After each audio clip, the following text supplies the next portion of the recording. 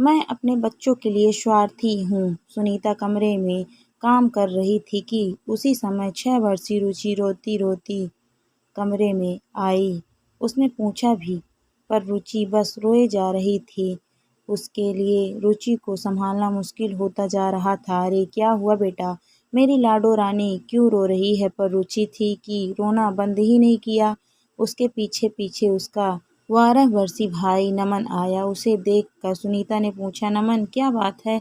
रुचि रो क्यों रही है? माँ, सारी गलती इसी की है। जब पता है तो क्यों गई थी चाची के कमरे में? नमन का जवाब सुनकर रुचि रोते रोते ही चिल्लाई, क्या गलती है मेरी भैया? मैं तो खाना भी नहीं चाहती थी, पर अनुज ने अपने हाथों से बिस्किट खिला दिया, बस चाची ने चाटा मार दिया। रुचि की बात सुन नमन सुनीता की तरफ देखने लगा। सुनीता को समझते देर नहीं लगी कि बात क्या हुई होगी, पर रुचि तो अभी भी रोए जा रही थी।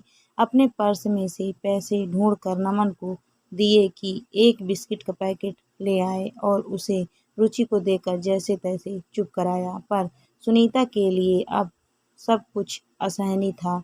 महज एक बिस्किट के लिए उसकी बेटी को चांटा मार दिया गया। सुनीता संयुक्त परिवार की बड़ी बहू है, जहां सास ससुर सुनीता और उसके पति रवि, देवर मनीष और देवरानी मीनल है। दोनों के दो दो बच्चे हैं, नमन और रुचि, आयुष और अनुज। ससुर जी के काम से रिटायरमेंट लेने के बाद घर का खर्चा दोनों भाई मिलकर उठाते हैं। पर समस्या ये है कि रवि की इतनी इनकम नहीं है, जबकि मनीष का अच्छा खासा काम है। रवि की मदद के लिए सुनीता भी अपनी तरफ से कोशिश करती है, पर ज़्यादा पढ़ी लिखी ना होने के कारण वह साड़ी फाल पीको का काम कर देती है। पर उसके बावजूद भी पूर्ति नहीं होती, क्योंकि एक्स्ट्रा खर्चे जैसे माता पिता की दवाइयाँ, बहन के ससुराल में कोई प्रोग्राम होना, मेहमानों की आवभगत के लिए खर्चे करना आदि रवि और सुनीता को देखने पड़ते हैं। मीनल के तेज स्वभाव के कारण मनीष तो इन खर्चों से साफ साफ बच जाता है।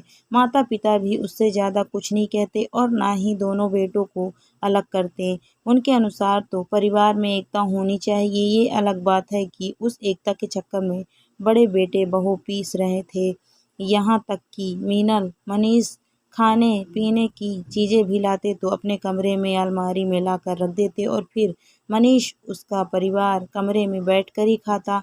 एक दो बार सुनीता ने कहा तो सासू माँ ने तर्क दिया कि हर माता पिता अपने बच्चों के लिए करते हैं, अगर वो लोग अपने बच्चों के लिए लाते हैं तो इसमें गलत क्या है? और जब मीनल को पता चला कि सुनीता को इस बात से दिक्कत है तो उसने तो अच्छा खासा हंगामा खड़ा कर दिया। घर की शांति के लिए रवि ने सुनीता को ही चुप करने के लिए कहा, लेकिन आज की घटना के बाद सुनीता में फैसला कर लिया था कि उसे क्या करना है। रविवार को जब मेहमानों का आना हुआ तो बाहर से नाश्ता, नमकीन, बिस्किट वगैरह सब आया, तो जितना मेहमानों को सर्व होना था वह सर्व करने के बाद सुनीता ने बाकी का सामान अपने कमरे की अलमारी में ले जाकर रख दिया। मेहमानों के जाने के बाद जब घर के लोग खाना खाने बैठे तो मनीष ने कहा, अरे वह नमकीन आई थी, वह कहाँ है? जरा परोसो तो सही, पता नहीं कहाँ रखा है पैकेट, दिख ही नहीं रहा है। मीनल ने मुंह बनाते हुए कहा, वह पैकेट मैंने अपनी अलमारी में रख दिया है। सुनीता के इस जवाब से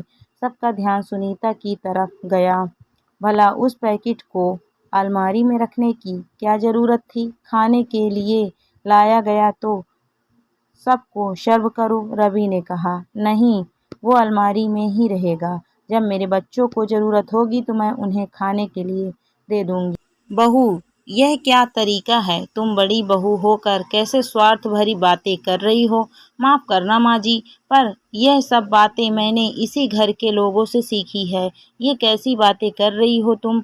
तुम इस घर की बड़ी बहू हो, तुम स्वार्थी कैसे हो सकती हो? घर के बड़ों का स्वार्थी होना शोभा नहीं देता। जब एक बिस्किट के लिए मेरी बच्ची को थप्पड़ मारा गया था, उस दिन से ये माँ स्वार्थी हो गई थी।